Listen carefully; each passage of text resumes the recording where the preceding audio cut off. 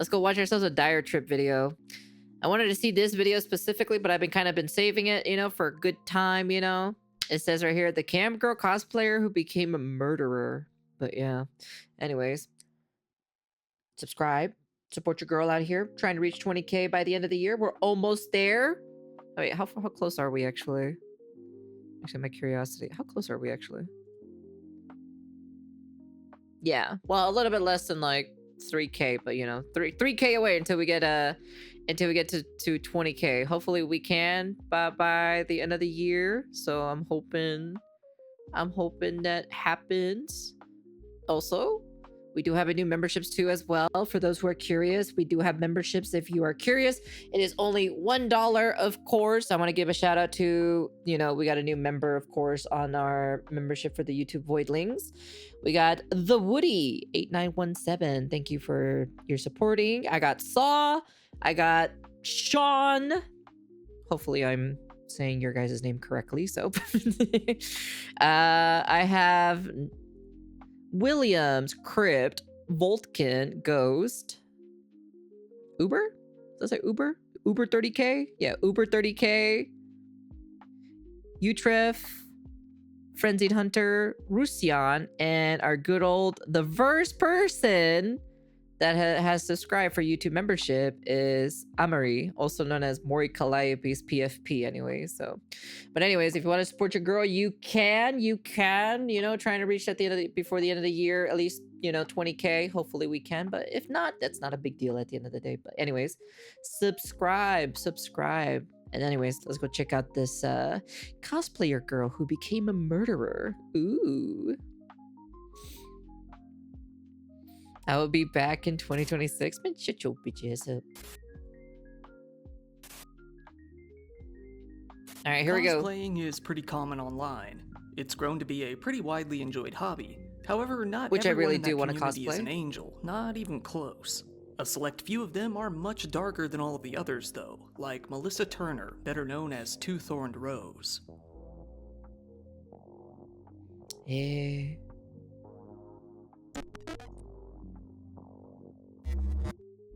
Right now, I would like to thank the sponsor of today's video. Oh my god, Incognito. We can hide all of our Google porn in it. Oh my lord, that's crazy. Anyways. And get 60% off of an annual plan. Oh, 60% off. Crazy. While we've talked about many different subcultures on this channel before, we haven't really gotten into the topic of cosplay before. Of course, there's nothing wrong with cosplay in and of itself, but once you're exposed to these larger communities online, it's only a matter of time when you start to see the seedier underbelly of them. You could say that this case really exposed some of that. Eh? Melissa Rose Turner was born on November 25th, 1992 in North Carolina, mostly growing up both there and in Florida. She was said to have been a part of a pretty big family that was largely supportive, but still not too happy.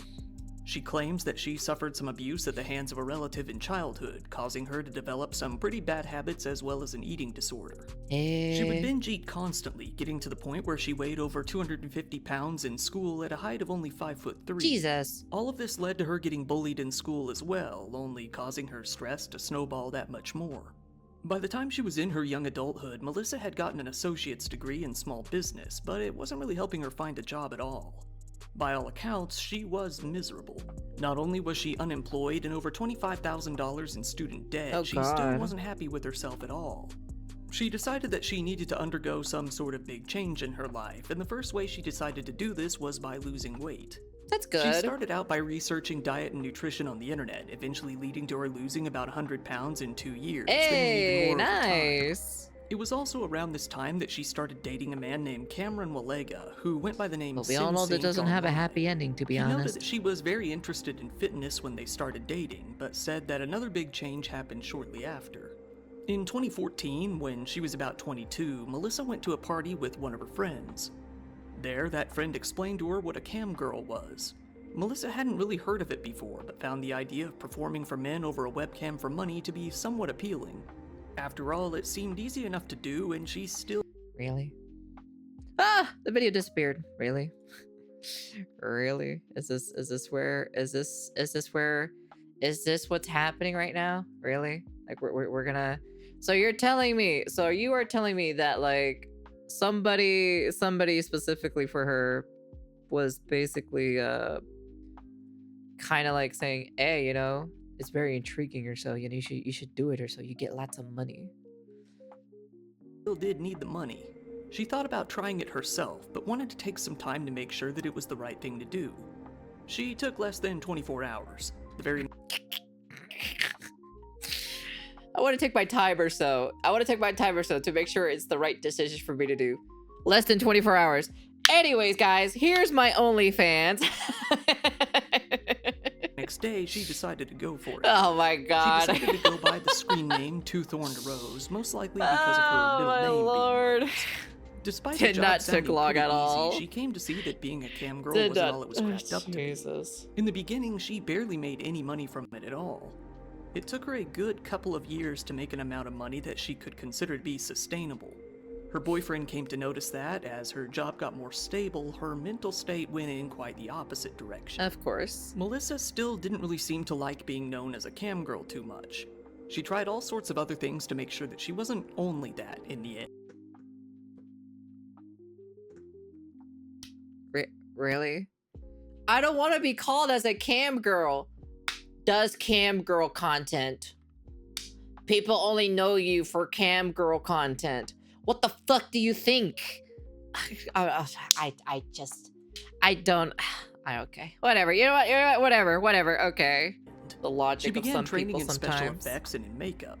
In this endeavor, she decided to set up a profile on a website called Model Mayhem, which works as somewhat of a business card for models, photographers, and other people in that line of work. Honestly, on the Model logic Mayhem, of some people she described sometimes. herself as lingerie and all-around fetish model. I have a growing collection of lingerie, heels, and fetish gear to work with. I used to work more behind the camera as a special effects artist, so I'm comfortable with and knowledgeable when it comes to makeup and practical effects.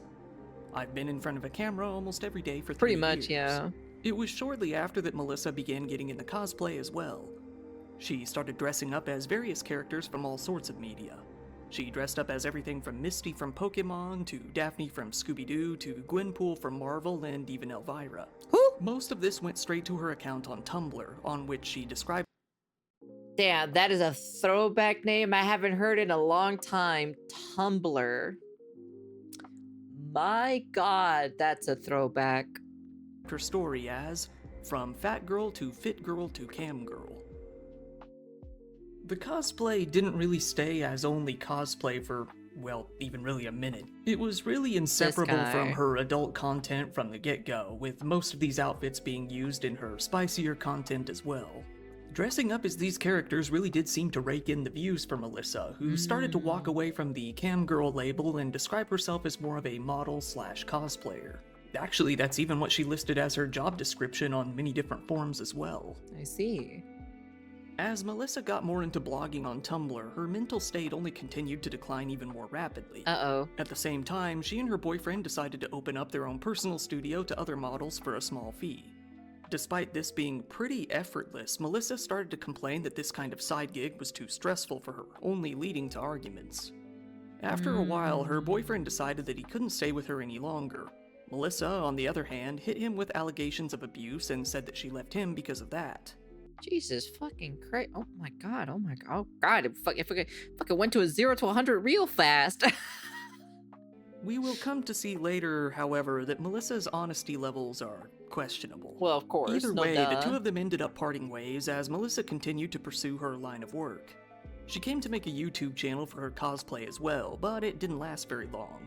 With the erotic nature of the content, her channel got blasted off the face of the earth pretty quickly. Of course. Somehow, Melissa didn't appear to understand why this was. Really? Either way, she made her way over to Twitch, claiming that this would be her new platform. After all, Twitch has been known for allowing content that's not so clean. The phenomenon— Ah, yes. The e-girl era of Twitch. Where a lot of people were just simping on these girls, donating absurd amount of money. I've seen it. This was during the time that I was not streaming whatsoever. I was not on the internet. I had no footprint on the internet whatsoever. Known as titty streamers was pretty big around that time, with Booba many women streamer. pretty much just existing on camera with their boobs all oiled up. Given that, it seemed like a safer bet for the kind of content that Melissa was going for. Right. What's up, everyone? If you know who I am, that's awesome. Welcome to my new channel. You know, since my other one on YouTube was deleted. If you don't know who I am, if you never heard of me or anything like that before, I am Two-Thorn Rose. You can call me Rose. I'm a cam model. I'm an artist. I love fitness. I've lost 100 pounds. I like making videos about that and about my art and just about my daily life. And my channel over on YouTube, where I was doing all of that stuff, got deleted. They told me I was spam. They deleted my account for linking off site, and I'm just like, bitch, who the fuck doesn't link off site though? No, you were basically making very questionable content, and that's the reason why they nuked you off of YouTube. I'm just saying, you know.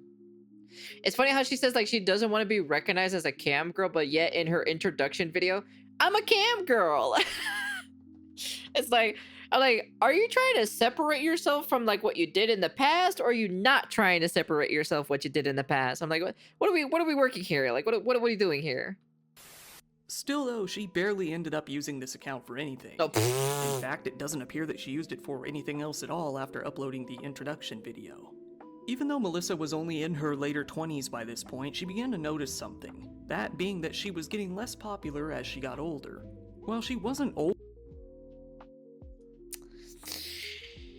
that pretty much is what happens to almost every OnlyFans creators, you know. Time is ticking. Time ticking. Clock, I can hear the clock ticking down, you know. Tick tock, tick tock. They always want the young, beautiful women. That's the reason why. So I'm just saying. They always want young, beautiful women. So once your time is up, well, you know, out the door you go, bring in the new fresh meat, and that's just how it is, and that's just rinse and repeat cycle, you know? At all by any means, it was no secret that the younger cam girls were always on the more popular end. With that, she tried to shake things up and make a name for herself in other ways. She started leaning more into the cosplay, even going to different cosplay competitions in an effort to try and make a name for herself. But eventually she came to act in straight up, regular adult content with different actors. Immediately she goes back to the shit that she wanted to separate herself from the very beginning. How ironic. How fucking ironic, to be honest. In 2017, Melissa decided to get 2 surgeries. One of them was a corset trunkplasty, which is a surgical procedure described as removing excess skin in order to reshape the torso and abdomen area. What the fuck? Melissa had been pretty uncomfortable with all of the loose skin from her weight loss for quite some time. This left her— Well, you're supposed to, like, in order for you to tighten the skin of, like, the fat that you lose or so, you're supposed to work out that specific area so the skin can tighten. That's the whole point. That's the whole point of you working out, is because you gotta work out that specific part for the skin to tighten up. But, you know, hey, whatever, right? I don't know. With a pretty big, sizable scar down the front of her torso, which she would showcase from time to time, but usually hid behind some sort of clothing. Hey, Nick. Afterwards, she got a thigh lift and tuck to deal with the excess skin there as well. A thigh lift? After getting the surgery— You can get a thigh lift? What the fuck? This is the first time I'm hearing any of this shit. What the fuck? What the fuck do you mean you get a thigh lift? What? What do you do? She was feeling pretty good about herself. Take your dubstep, be safe. It was around that time that a man named Matthew Trussler moved to Florida. Matthew was a guy from Massachusetts who came out there for work.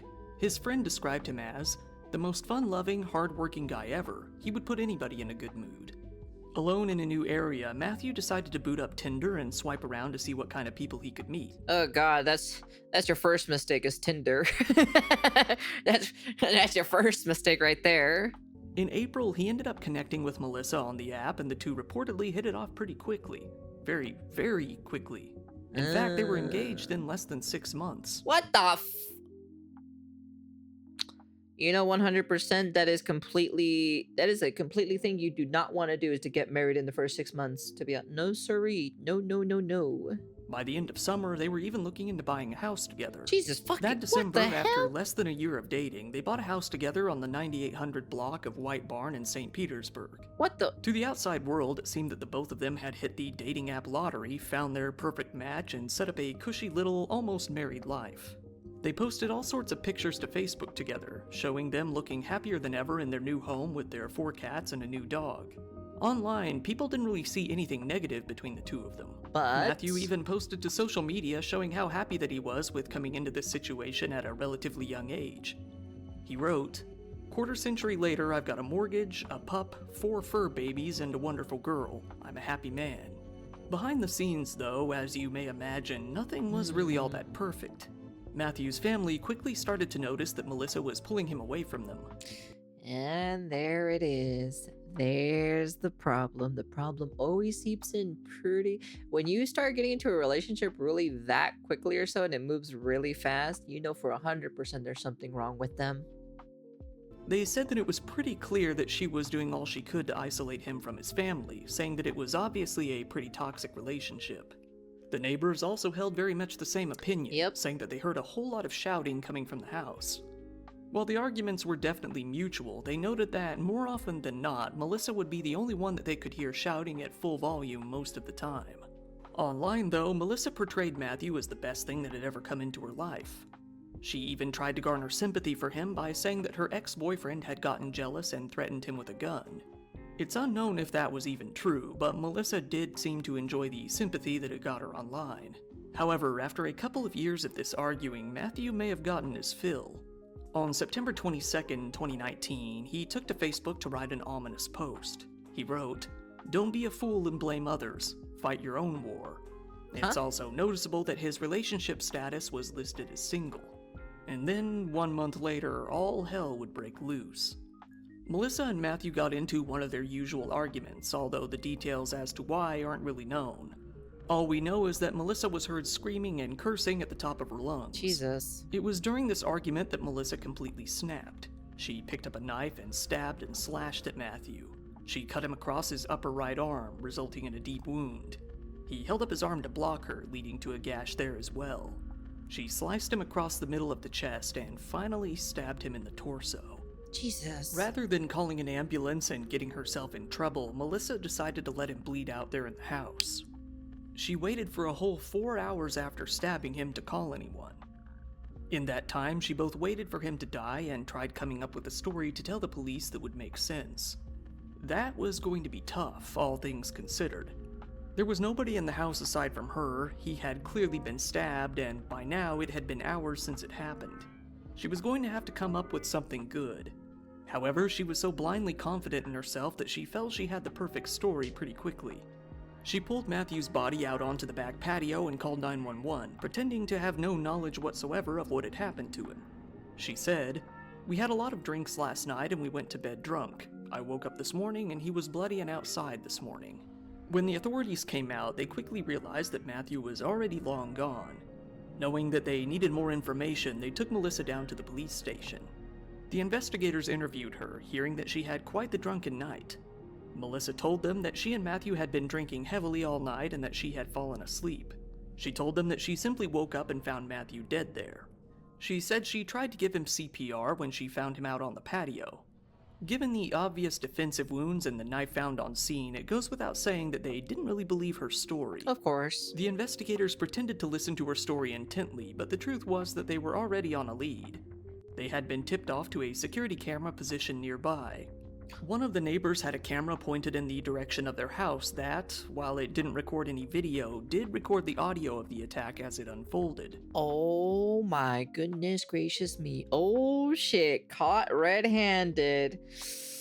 The owner of that home played the audio to the investigator, clearly hearing a woman yelling, "So fucking die."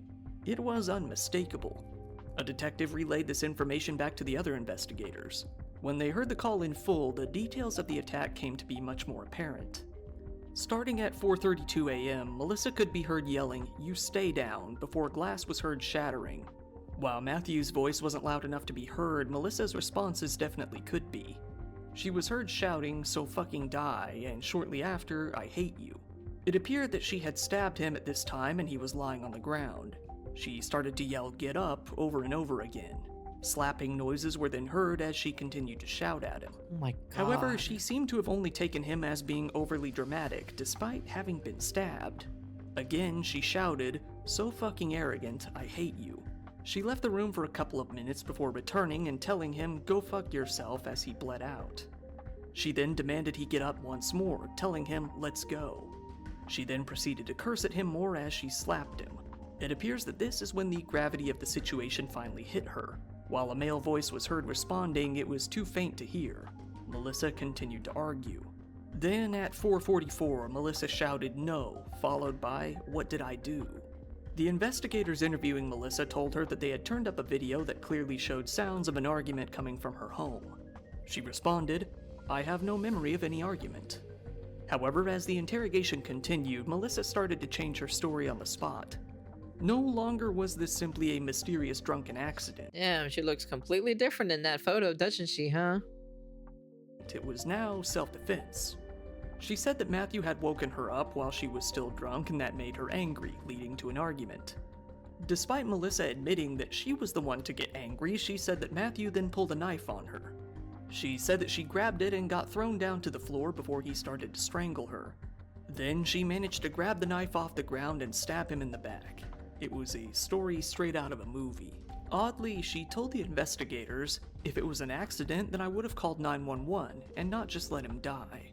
All of this was more than enough evidence to give the police reason to arrest her. She was arrested on a charge of second-degree murder with a weapon and taken off to the local jail. Damn. Matthew's family heard the news soon enough and they were left in shock. Matthew's older brother later told the media, "She took Maddie long before she took him forever." When Matthew's autopsy was performed, it did nothing more than cement that Melissa's story didn't add up, especially the defensive wounds. The police were able to find his exact time of death by using a smartwatch that he was wearing that showed the exact time when it stopped detecting a heartbeat. That's smart. That's pretty smart, I'm not gonna lie. God damn, dude, they caught this bitch red-handed, bro. They caught this bitch red-handed. Like, you lying little sack of shit. Fucking arrest her, lock her up, and throw away that key, man. While you might assume that this marked the end of Melissa's career, that is actually not the case at all. What? After being thrown into jail, she was able to post her bail and get out free for a while awaiting her trial. It was scheduled for December of 2021, which then gave her a few months to herself. She started off by purging the internet of a lot of her old Two Thorned Rose content, but not all of it. Rather than let her camgirl career end there, she decided instead to rebrand. She started going. Of course. Of course she rebranded. Of course she did. Even the VTubers do that as well, who do heinous shit behind the scenes, you know? By the name Vixen, usually as either Olivia Vixen or Livin' Vixen. She started acting in adult content with different men immediately. She made a new website, sold artwork, and posted videos walking a cat as if nothing had ever happened. However, it wasn't long before her trial came about and things definitely weren't looking good for her. Melissa was facing life in prison. At her trial, the prosecution had the easiest job of them all. They had the audio of the attack taking place and the fact that she waited hours before calling 911 for help. Oddly, Melissa's defense didn't even deny that the audio was real. Instead, they argued that the audio was edited to make it sound like she was screaming more loudly than she had been in reality. It was kind of a nothing argument. Melissa's attorney, a guy named John Trevano, was asked by the media about the audio recordings. He admitted that it was definitely Melissa's voice on the recording, but added, "We have several issues supporting why we believe that the jury should find Miss Turner not guilty. These issues include expert testimony from our audio/video expert Bruce Koenig that the Nest video/audio recording from a neighbor across the street was manipulated by prosecutors in select areas to amplify the volume to make it sound like Miss Turner was screaming much louder and the portions wherein the alleged victim is speaking are completely inaudible. Further, there are issues of self-defense and heat of passion." Melissa took to the stand herself, giving a crying monologue about what she said had happened on the night of Matthew's death. She, under oath, defended her new story. Melissa admitting to starting the fight, saying that she didn't imagine it would turn physical. She said that Matthew was drunk, woke her up, and started choking her. This time the story was even a little more dramatic than before, with her saying that he had thrown her across the counter before grabbing a knife and engaging in a life-and-death struggle. When it was asked how he ended up with so many slash wounds despite Melissa in her story only managing to stab him once in the back at the last minute while being strangled, she said she didn't know. She said I didn't know how many stab wounds. 52 stab wounds. How many stab wounds? 52 stab wounds. What was the meme again from that one video game? Was it 62? Was it 62 stab wounds or something like that? Just like, I only stabbed them one time. 62 stab wounds. How were they there? I don't know. I only stabbed it one time. She only recalled stabbing him once. The story then changed once again, with Melissa now saying that Matthew would often hallucinate and harm himself in the process. Oh my god. After hearing all of the evidence in a week-long trial, it only took the jury one day to deliberate and come to a decision. Given that she was pretty obviously guilty, all it came down to was what charge she would face. The options were second-degree murder, manslaughter, or aggravated battery. The jury only really had one question during their deliberation, that being, what is a clearer definition of depraved mind? This was because the charge of second-degree murder read as, the unlawful killing of a human being when perpetrated by an act imminently dangerous to another and evincing a depraved mind regardless of human life, although without any premeditated design to affect the death Your of Honor, any particular McClay individual. couldn't help herself. When they got their answer, they found that she was guilty of the crime of second-degree murder. Oh, that picture! Oh, I've seen this picture. When they got their answer, this one, I saw this picture before. Oh my god! Oh, I heard about this a long time ago.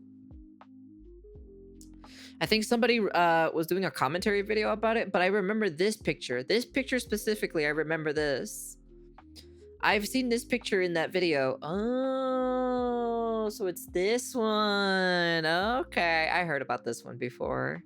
They found that she was guilty of the crime of second-degree murder. When they were asked to find if she did, quote, personally carry, display, use, threaten, or attempt to use a weapon, they said that she did. With that, the full charge was indeed second-degree murder with a weapon. And with that, all there was left to do was decide her sentencing. Melissa and her attorney relented, accepting that she was going to jail. However, they surprised the court by saying that they would be open to a 5-year sentence. What the fuck? The prosecution and, well, pretty much everybody else scoffed at the offer. Eventually, on March 18th, 2022, it was decided that Melissa would spend the next 20.5 years of her life behind bars. While that was quadruple her proposed sentence of 5 years, many felt that it still wasn't nearly enough for what she had done. Yeah, she took away someone else's life, dude. He's not here anymore. I think in my personal opinion, like, this is my personal opinion, right? If you take someone's life out, you should be sentenced to jail for their life, you know? I'm just saying. She was taken to the Lowell Correctional Institution in Marion County, Florida, to spend a good chunk of the remainder of her days. Her current release date is July 7th, 2042. That means she will spend out her 30s and 40s behind bars, seeing a release just before she turns 50 years old. And she's gonna be old and she can't do OnlyFans anymore. That's all I gotta say. They're actually going to release this person when she reaches her 50s. That's crazy, dude. I can never imagine something like that, you know? I don't know, man. That's just crazy. By then, her career as an adult actress and erotic cosplayer will she can be a VTuber? Not be viable anymore. Once again, thank you for watching my video. If you found it interesting, please give it a like. It really helps out in the algorithm, and feel free to subscribe if you want to see more content. I'd be curious to see if she goes back to her ways or so.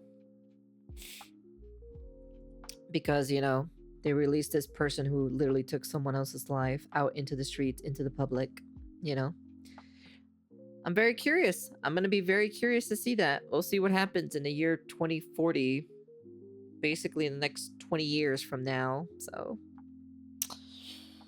we're going to see. We're going to see what happens. But if she, you know, if she ends up, you know, doing the same thing, killing somebody, well, you know, should have just kept her behind bars. Just saying.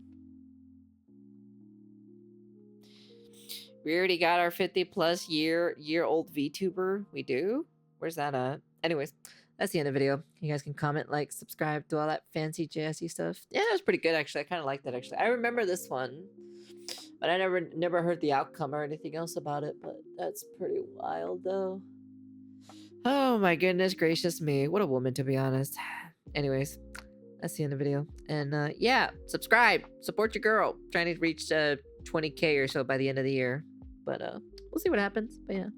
And if you like it, and